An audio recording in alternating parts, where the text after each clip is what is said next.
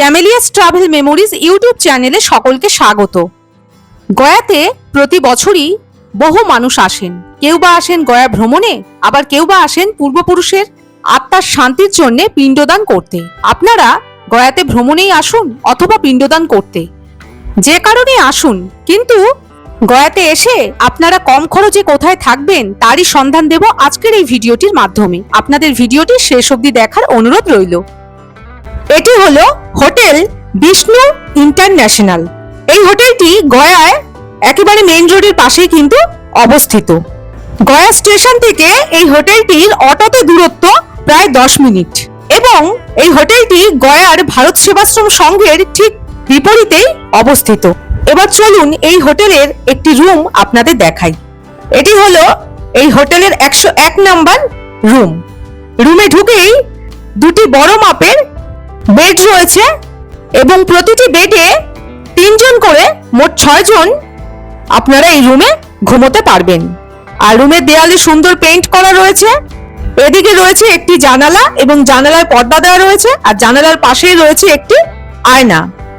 আর এদিকে রয়েছে এসি। আবার এই রুমে কিন্তু 3টি ফ্যানও রয়েছে। রুমটিতে সব রকম ব্যবস্থাই কিন্তু রয়েছে। আর এদিকে রয়েছে একটি চেয়ার এবং একটি টেবিল। আপনারা আপনাদের জামা কাপড় সহ অন্যান্য জিনিসপত্র রাখবার জন্য কিন্তু ব্যবস্থা করা রয়েছে এই রুমে। এখানে রয়েছে একটি আলমারি। এই আলমারিতে আপনারা আপনাদের প্রয়োজনীয় জিনিসপত্র রেখে দিতে পারবেন। আলমারিটিতে কিন্তু বেশ অনেকটাই স্পেস রয়েছে। আর এই আলমারিটির নিচের দিকেও র‍্যাক করা রয়েছে, যেখানেও আপনারা আপনাদের প্রয়োজনীয় জিনিসপত্র রাখতে পারবেন। আর এদিকেও একটি চেয়ার এবং টেবিল রয়েছে। আর এপাশেও আরো একটি আলমারির ব্যবস্থা রয়েছে। আর আলমারিটির পাশে রয়েছে একটি টিভি। এই রুমটিতে কিন্তু 6 জন থাকার মতো সমস্ত রকম ব্যবস্থাই করা রয়েছে। আর প্রতিটি বেডে দেওয়া রয়েছে 2টি করে ব্ল্যাঙ্কেট। এই হোটেলটির ফোন নাম্বার ডেসক্রিপশন বক্সে দিয়ে দিলাম, আপনারা একটু চেক করে নেবেন। আর এই বেডের পাশেই রয়েছে একটি টেবিল এবং একটি সোফা। এবার চলুন এই রুমের টয়লেটটি আপনাদের দেখাই। এই রুমে রয়েছে 2টি টয়লেট, একটি ওয়েস্টার্ন এবং একটি ইন্ডিয়ান। প্রথমে ওয়েস্টার্ন টয়লেটটি আপনাদের দেখাই। এখানে রয়েছে কমোড, গিজার, একটি আয়না রয়েছে আর একটি বেসিন রয়েছে। পালতি মগ সবই রয়েছে, একেবারে পরিষ্কার পরিচ্ছন্ন। এবার পাশের ইন্ডিয়ান টয়লেটটি আপনাদের দেখাই। এই টয়লেটটিও বেশ পরিষ্কার পরিচ্ছন্ন। এখানেও বেসিন রয়েছে, আয়না রয়েছে, শাওয়ার রয়েছে, একেবারে ঠিকঠাক। এই হোটেলটি রুম ভাড়া 2300 টাকা, তবে রুমের ভাড়া সিজন অনুযায়ী চেঞ্জ হয়। আর এই হোটেলটি থেকে গয়ায় পিণ্ডদানের ব্যবস্থাও কিন্তু করে দেওয়া হয়। এবার চলুন রিসেপশনে গিয়ে জেনে নিই কোন রুমের ভাড়া কিরকম। 650 है नॉन एसी सिंगल बेड और 800 है डबल बेड। अच्छा, ऑनलाइन और फोन पे दोनों ही बुकिंग हो सकते हैं? हाँ, ऑनलाइन पे। ओके। और डिलक्स जितना रूम है सब है 1400 का। अच्छा, 4 बेड का रूम है 2300 का। Starting price 650। 650 से। ओके। এটি হলো গয়ার ভারত সেবাশ্রম সংঘ। এটিও একেবারে মেইন রোডের পাশেই অবস্থিত। গয়ার এই ভারত সেবাশ্রম সংঘটি কিন্তু বেশ অনেকটা জায়গা জুড়ে অবস্থিত এবং বেশ বড়। আর এখানকার পরিবেশ খুবই শান্ত এবং স্নিগ্ধ। তাই গয়াতে ভ্রমণ অথবা পিণ্ডদান যে কারণেই মানুষ আসেন, তাদের মধ্যে অধিকাংশই ভারত সেবাশ্রম সংঘে থাকতে বেশি পছন্দ করেন। এবার চলুন ভারত সেবাশ্রম সংঘটি আপনাদের একটু ঘুরে দেখাই। প্রথমেই চলুন এই প্রবেশদ্বার দিয়ে আমরা ভারত সেবাশ্রম সংঘের ভেতরে প্রবেশ করি। ভারত সেবাশ্রম সংঘটি কিন্তু খুব সুন্দরভাবে সাজানো গোছানো এবং এখানে থাকবার জন্য বেশ অনেকগুলোই রুম রয়েছে। রুমের ভাড়া শুরু হয় 300 টাকা থেকে। আর এই হলো ভারত সেবাশ্রম সংঘের মূল মন্দির। মন্দিরটিও ভীষণই সুন্দর।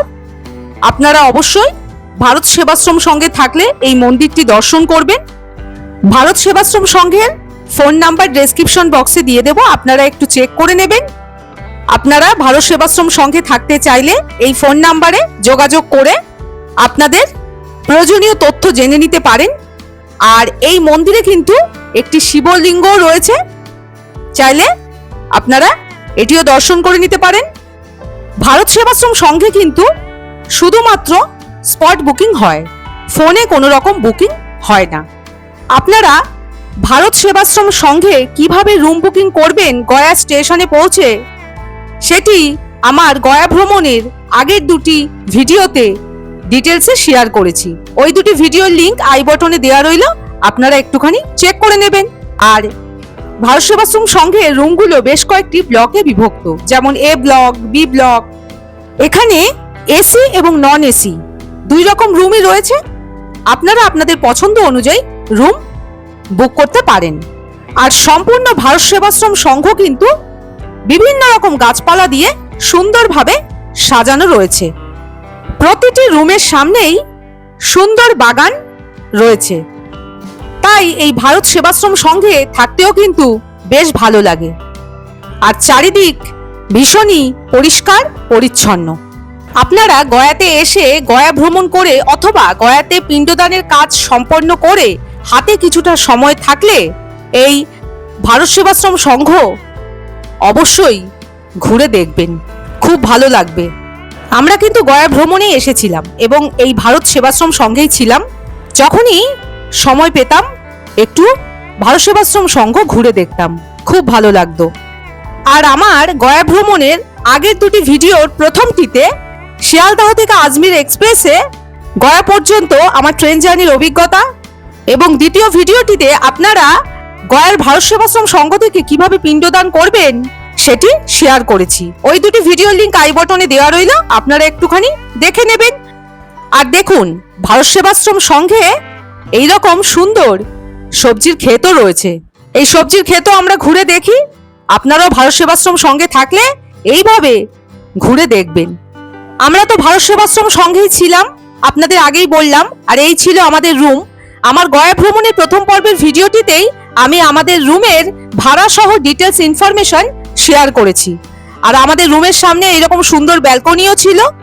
আর এই ব্যালকনি থেকে ভারত সেবাশ্রম সংঘের নিচের দৃশ্যকে খুব সুন্দরভাবে দেখা যাচ্ছে। আর ওই যে ভারত সেবাশ্রম সংঘের মূল প্রবেশদ্বার, আর ওই প্রবেশদ্বার দিয়েই আমরা ভারত সেবাশ্রম সংঘে প্রবেশ করলাম। তাহলে সম্পূর্ণ ভারত সেবাশ্রম সংঘ আপনাদের ঘুরে দেখালাম, আমাদের রুমটাও আপনাদের দেখালাম। আর ভারত সেবাশ্রম সংঘে অন্নপ্রসাদেরও কিন্তু ব্যবস্থা রয়েছে।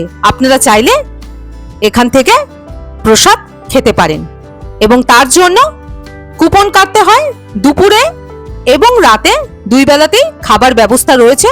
এটিও আমি আমার গয়া ভ্রমণের প্রথম পর্বের ভিডিওতে ডিটেলসে দেখিয়েছি।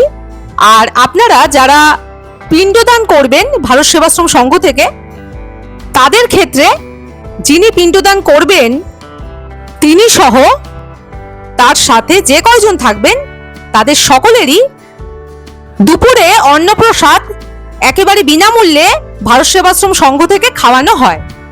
এবার চলুন ভারত সেবাশ্রম সংঘের ডাইনিং হলটি আপনাদের একটু ঘুরিয়ে দেখাই। আশা করি আপনাদের ভালোই লাগবে। এই হলো ডাইনিং হলে যাওয়ার রাস্তা। এই রাস্তা দিয়েই আপনাদের দুপুরে এবং রাতে অন্নপ্রসাদ খাবার জন্যে যেতে হবে। যারা গয়া ভ্রমণে এসে অথবা গয়াতে পিণ্ডদান করতে এসে ভারত সেবাশ্রম সংঘে থাকেন, তাদের অধিকাংশই কিন্তু এই ভারত সেবাশ্রম সংঘেই দুপুরে এবং রাতে অন্নপ্রসাদ খান। এবার চলুন এই ভারত সেবাশ্রম সংঘের কিচেনটা আপনাদের একটু দেখাই। এই হলো ভারত সেবাশ্রম সংঘের কিচেন। এখানে বেশ অনেক জনের রান্না একসাথে করা হয়। এবার চলুন ভারত সেবাশ্রম সংঘের ডাইনিং হলটি আপনাদের একটু দেখাই। এই হলো ডাইনিং হল। এখানে বসে একসাথে অনেক মানুষের অন্নপ্রসাদ খাওয়ার ব্যবস্থা রয়েছে। আমরাও কিন্তু এই ভারত সেবাশ্রম সংঘ থেকেই খাবার খেয়েছিলাম, যেহেতু আমরা দিনের বেলা গয়া ভ্রমণে বেরিয়েছিলাম, তাই রাতেই খাবার খেয়েছি। আর দুপুরে এবং রাতে খাবারের জন্য আলাদা করে কুপন কাটতে হয়। কুপনের কত দাম সেটি আমি আমার গয়া ভ্রমণের প্রথম পর্বের ভিডিওটিতে ডিটেলসে দেখিয়েছি, আপনারা যারা এখনো দেখেননি একটু দেখে নেবেন। আর আমাদের সকলেরই কিন্তু এই ভারত সেবাশ্রম সংঘের অন্নপ্রসাদ খুবই ভালো লেগেছে, আর সকলের সাথে কথা বলে জানলাম তাদেরও খুব ভালো লেগেছে।